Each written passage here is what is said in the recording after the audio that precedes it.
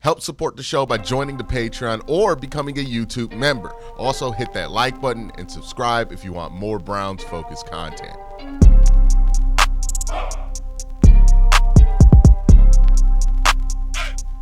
So I was watching the conference championship games. I was watching the Philadelphia Eagles play against the Commanders. And the thing I noticed about Philly, who just got to the Super Bowl, is that their quarterback is not their best player. I would argue Saquon Barkley is their best player on offense. You can argue that A.J. Brown or Devontae Smith is their second or third best player on offense. Maybe you want to throw an offensive lineman in there. I think that would be fair. And then you get Jalen Hurts. Defensively, if we're talking about the whole team overall, I mean, like, Jalen Carter is better at his position than Jalen Hurts is, and probably like more valuable, right? More rare, more hard to replace. So what the Eagles present is a way to build an elite football team that does not have their quarterback as their best player. And that's something the Browns have to think about as they try to reload and clean the ashes from what was a disastrous 2024 season and the larger implications of the failure of the Deshaun Watson trade, right? That whole era has gone up in smoke, which means you have to reload, clean the deck, and figure out a new way to get success. And the Eagles provide a very nice blueprint for the Browns to follow, one that I find very obtainable for Cleveland, especially with the tools that they have this offseason. So let's talk about it. So let's start with the defense. How much do the Browns have to do defensively to get close to where Philadelphia is? And I think the Browns are pretty close here, to be honest with you. It wasn't that long ago. It was like a year ago that we thought the Browns had a better defense than Philadelphia across the board. At least the numbers provided that out. So if you're the Browns, you want to get to Philadelphia's level, you don't have to do too much to get there. But I think the area that you probably need to invest the most in is the secondary. And that means getting an extra corner, a starting corner, right? So you're not worried about if you're going to get this out of Greg or if you're going to get this out of Martin. You can just get somebody like a DJ Reed and solve that problem. And then somebody at free safety who could be a bit more of a playmaker than what Juan Thornhill currently is also another area that can get you closer to what Philly is. One thing the Browns do have over Philadelphia is they got Denzel Ward. And none of those corners in Philly, they're all very good. They have a lot of really solid corners. They're not Denzel Ward. And the Browns have an opportunity in this draft. They want to either pair another elite potential edge rusher in Abdul Carter with Myles Garrett, which we'll talk about why that's so important in a few minutes, or they can do the same thing in the secondary and pair an elite corner in Denzel Ward with another corner prospect that has the potential to be elite in Travis Hunter. So they're kind of set there at two. If you want to do what Philly's doing defensively, if you think it needs to be in the secondary, you can invest the second overall pick in that. You can go get somebody like DJ Reed, who's a really good starting corner, who's going to be available in free agency. I don't know what the price is going to be on somebody like that, but somebody like that can help you, right? If you're looking at safeties in free agency, Justin Reed's another name for a corner in free agency, Byron Murphy. And then we can talk about the draft picks outside of the number 2 overall. I think Siobhan Revel in the second round would be a really solid selection for the Cleveland Browns, somebody I think will be a starting corner in the NFL. And if we're looking at free safeties and DBs in the third round, you can get Andrew Makuba, who I think is just a very fun player, a little bit undersized, but has a great nose for the football, a great nose for playmaking, and hits well above what his listed weight is. Xavier Watts, who we saw be a pretty phenomenal player at Notre Dame. And then Azare Thomas, a defensive back out of Florida State that has potential to start on the outside as well. You get 2 names off of that list I mentioned, and I think you're going to be in a very good place with your secondary. And it would certainly put you on par, if not better, than where Philly is, considering the fact that Philly does not have that elite piece in Denzel Ward.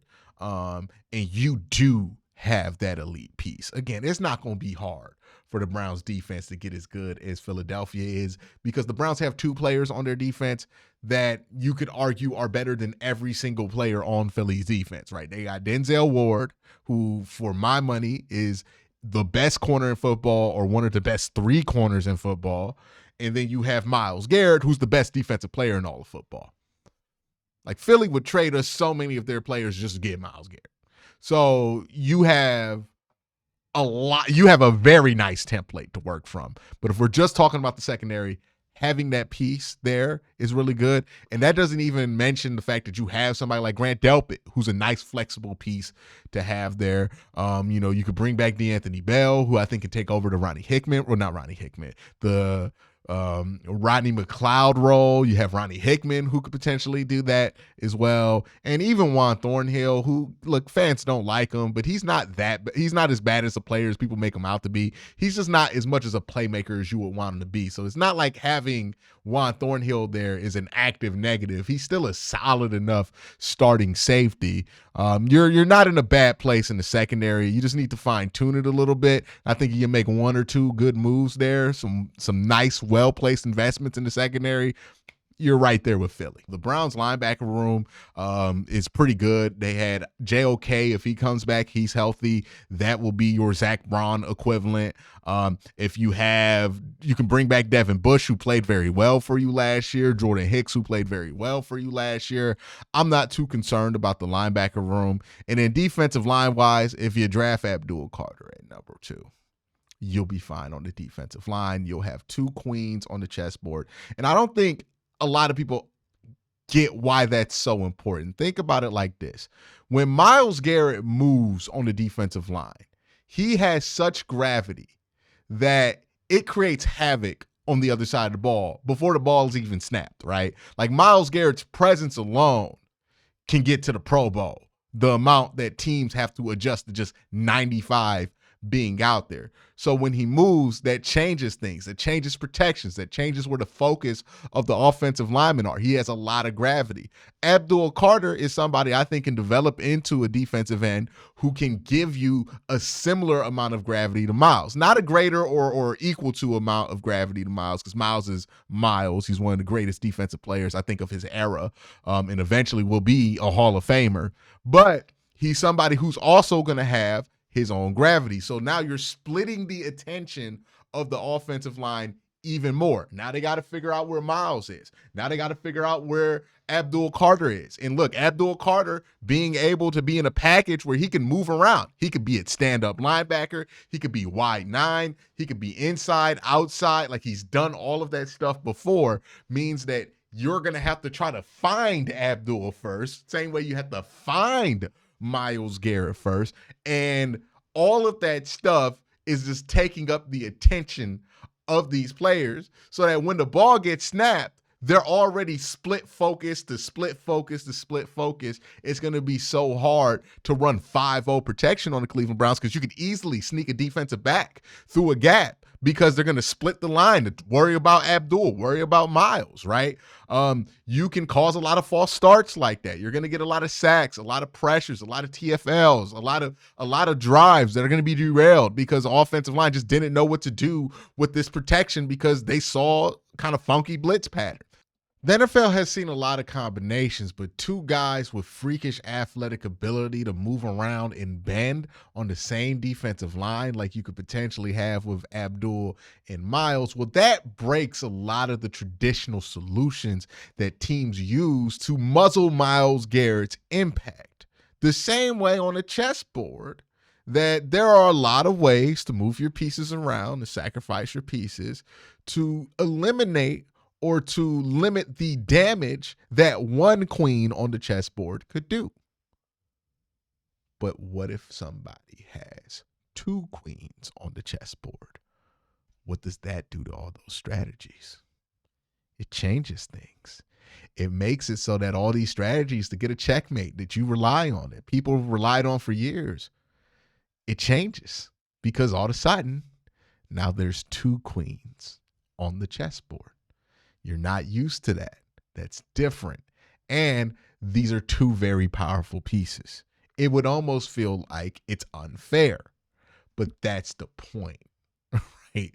That's why you would want to get the 2 queens on the chessboard.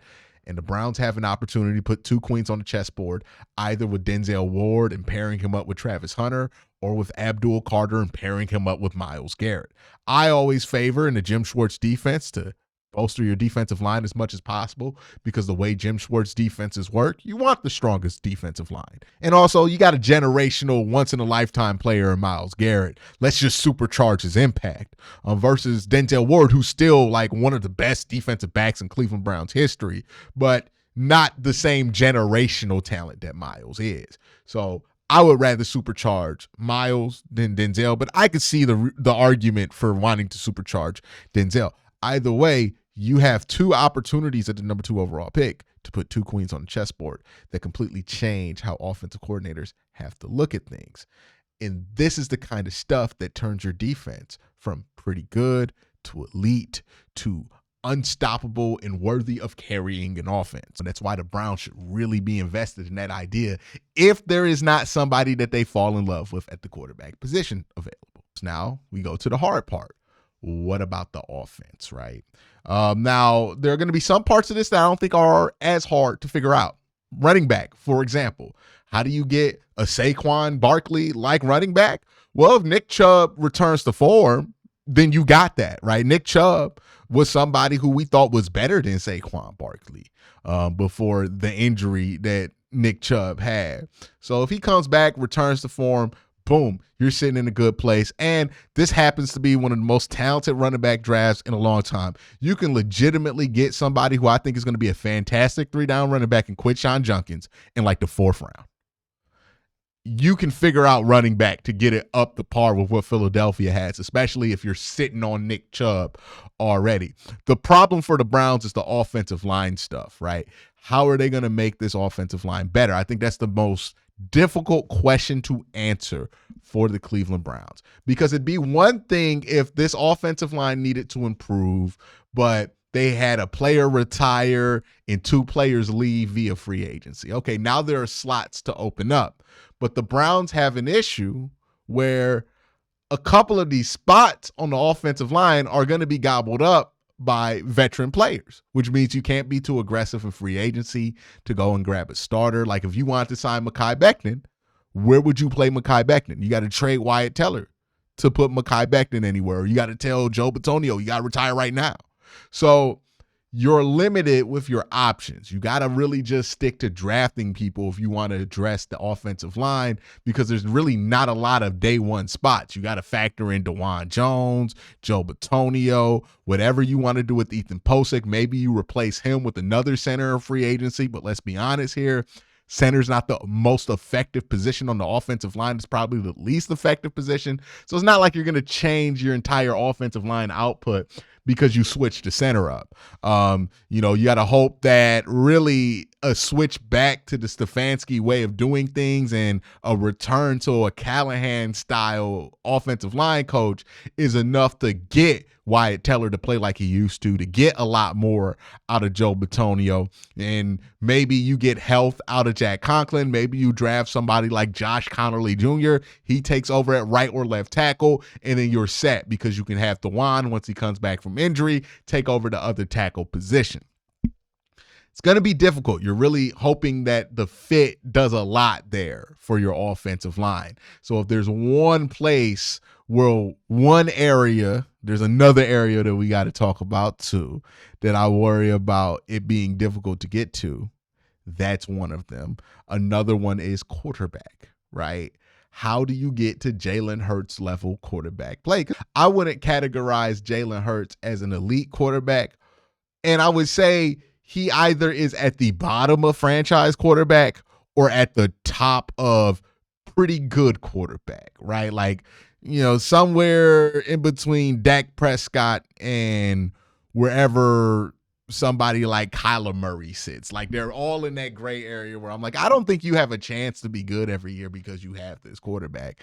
I think you have to ask yourself, do you have a team that's good enough to get the most out of somebody like Jalen Hurts?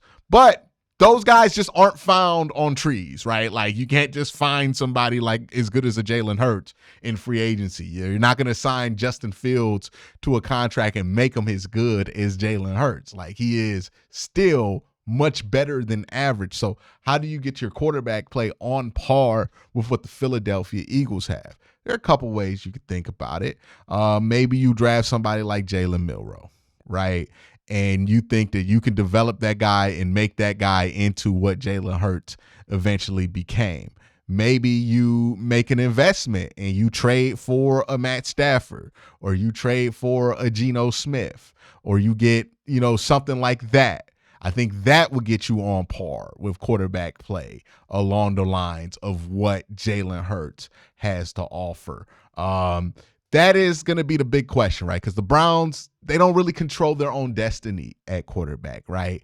Even sitting at 2, the class is not really one of those great quarterback classes, so they can't control their destiny there. If you're looking at free agency, there's nobody who's going to be that par available in free agency, and it leaves the Browns at the mercy of who wants to trade one of their quarterbacks for whatever reason that they might want to do it. And look, the Seahawks have indicated that they might want to trade Geno Smith. The Los Angeles Rams have indicated that they might want to trade Matthew Stafford. The question is, will they be available? And if they are available, would they want to come to Cleveland? Now again, that goes back to the video I dropped about Shedeur Sanders. If you're the Browns front office, you got to anticipate that you might not get a super favorable answer. The Browns aren't like a 15 win a year juggernaut. People ain't just like jumping at the chance to play for the Cleveland Browns right now. So they got to do the work in selling the opportunity to somebody like a Geno Smith or somebody like a Matthew Stafford to convince them that this is a good place for them to be and that you have this plan and you think you could be just as good as the Eagles were last year and you can get to a championship game or you can get to a Super Bowl even in a crowded AFC. That's the job of Andrew Berry to do. I'm not going to worry about if I think this player might want to come here because you're going to have to convince somebody to come here either way. Free agency, draft, trade, you're going to have to convince somebody that this is a good idea, and that's part of their job to do, which is to convince somebody, hey, you might want to come to Cleveland. So, yeah, you might have to pitch to Matthew Stafford to get him to see why this might be a good idea. That's part of the game. Now, the Browns seem like they're pretty good at that pitching, right? They did this with David Njoku. It seemed to work out. Regrettably, they made a good pitch to Deshaun Watson that made him decide that he wanted to be on the Cleveland Browns after ruling the Cleveland Browns out, which that's one hell of a timeline to think about. Hell, I mean, that Myles Garrett trade thing lasted like 2 weeks before it was over. So, yeah, the Browns seem to be very good at being able to convince folks that this is the right thing to do or that this is the opportunity that you want to take in. So they're going to have to do the same thing at quarterback. Is it possible that the Browns can turn it around quickly and beat the Philadelphia Eagles?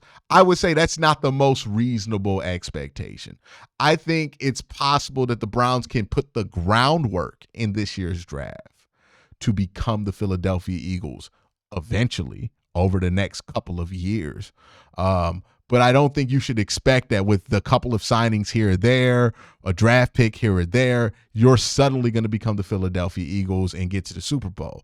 Now, that doesn't mean that you don't have any team success in between then. I think it's very possible that the Browns can win 10 games, possibly even 11 games if they draft really, really well and they get lucky in a couple spots and somebody throws them a good quarterback or a decent quarterback, or they get super lucky and get the most out of like a Kirk Cousins or like a Joe Flacco situation.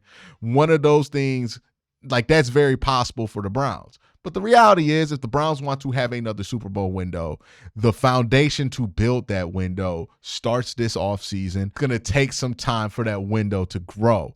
It's going to take a year or two for some of the picks that you take in 2025 to be as effective as you want them to be. It's going to take a year or two for you to figure out what you need to do at the quarterback position, and who you want to take to be the future of it. And here's the upside to doing it like this, right? If you have a team that's built around the quarterback and you don't have a great quarterback, but you got a decent quarterback, right? Then you're going to be a really good team, possibly a team that can win the Super Bowl. But if you're a team that is strong around the quarterback position and then you get a quarterback, well, then shit, you got a giant then at that point. So that's something to think about. Another thing for the Browns to think about is wide receiver.